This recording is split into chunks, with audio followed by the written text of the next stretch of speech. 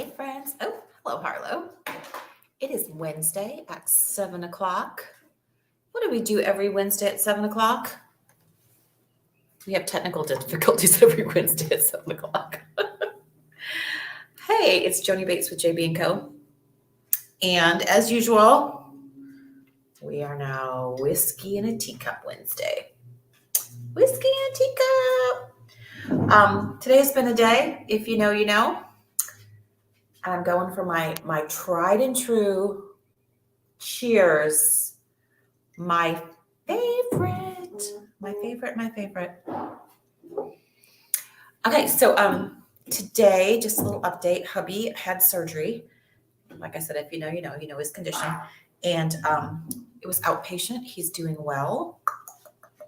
He's resting. Thank you for the prayers. Thank you for the well wishes. Thank you for the phone calls.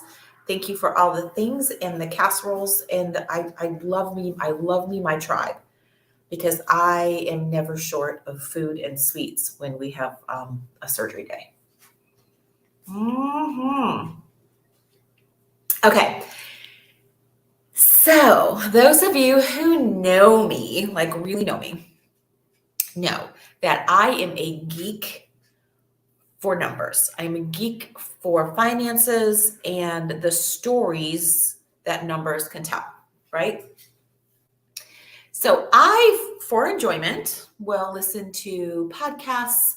I will listen to all different sorts of financial gurus who are far left, far right, who have bow ties with the name Buffett, all the way to wearing the V for Vendetta mask and garbly their voice and talk about conspiracy theories, all of it.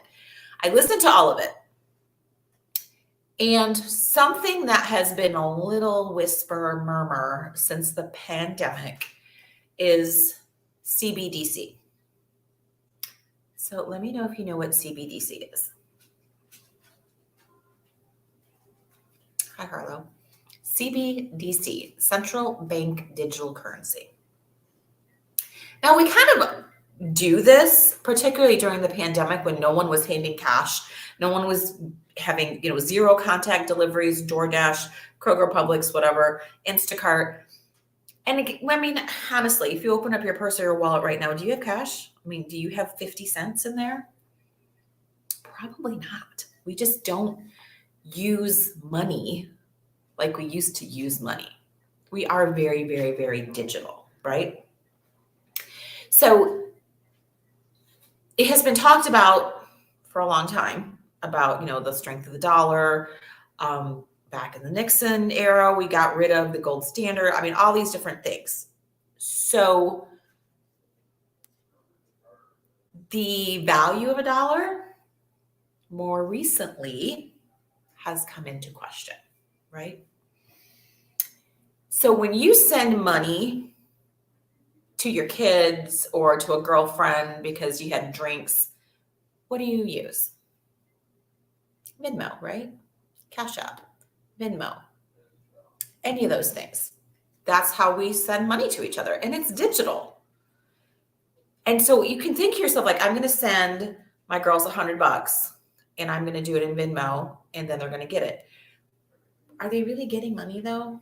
They're not physically getting money. It's a digital IOU that has to go to a third-party bank that gets cleared, and then it goes through.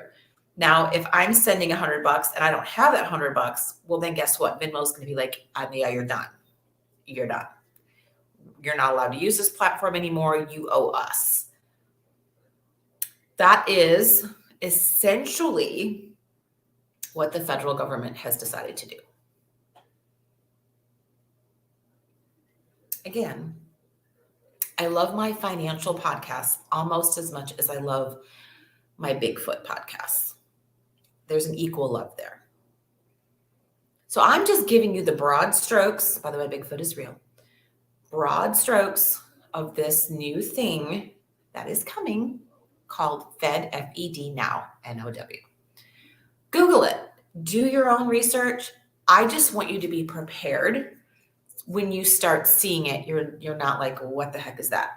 Now, when you talk conspiracy theories and talk far left, far right, very well could be a little bit of that within this new system coming out. I mean, central bank, digital currency, central bank. Depends on how you personally feel about government. Just throwing that out there. Not being political on this. Here's how it's going to show up. Here's how you're going to start to notice it. Anyone who gets paid by the government, anyone who gets a check from the government, that will be the first group that gets rolled out into this FEDNOW. Because the federal government is paying you anyways. So they're going to do real-time money without the third-party bank. So this is how the big picture works. And this already exists.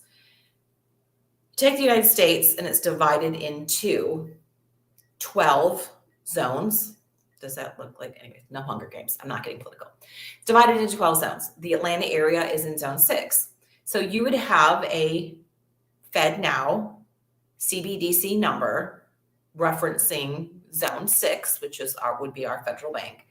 And it would be real-time money.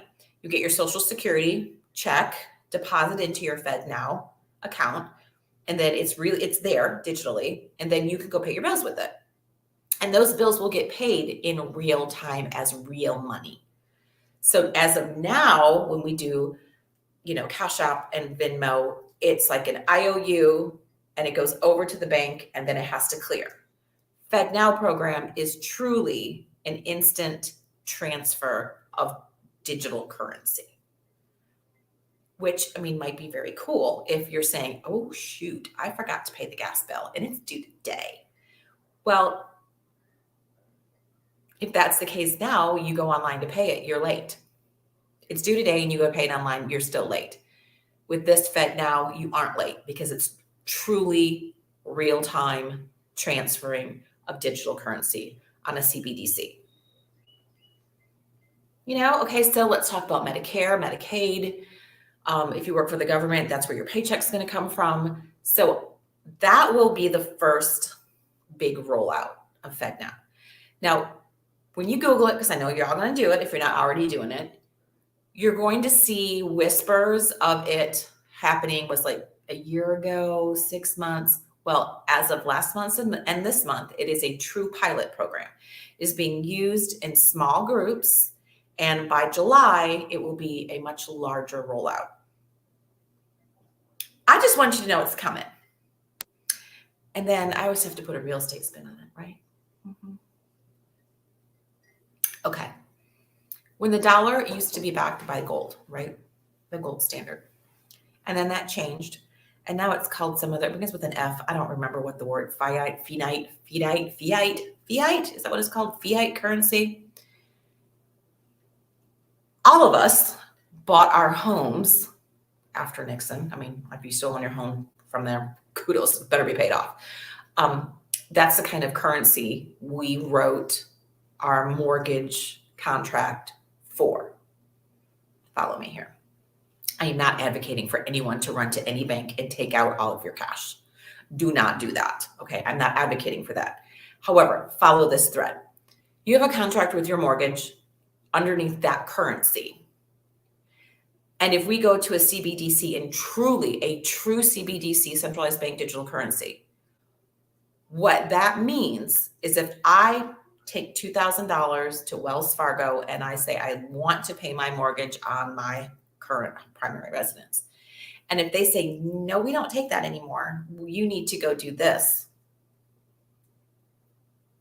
I know I have some friends out there who are contract lawyers. What just happened to that contract? Who just voided it? Wells Fargo. Your contract was written for a fiat, whatever, the dollar amount based on that dollar standard. And you tried to pay according to your contract. And if they say no, shoop. That I always flip it back to real estate. That's real. That actually could happen. So I always like to just give information. So broad strokes, research FedNow, read. I tell my team this, I tell new agents this, I tell everyone this, read your flipping contracts. You can't be a good agent. You can't be a true realtor if you do not know what your contract says. Every question that you need answered is written in your contract. Equally goes for your mortgages. Read them. And if you don't have a copy of it, you can just go right into your mortgage statement and get a copy of all the little fine, but it might be worth it. I don't know. I did. I read mine. It's all true on all the homes that I own. If currency changes, that contract is void.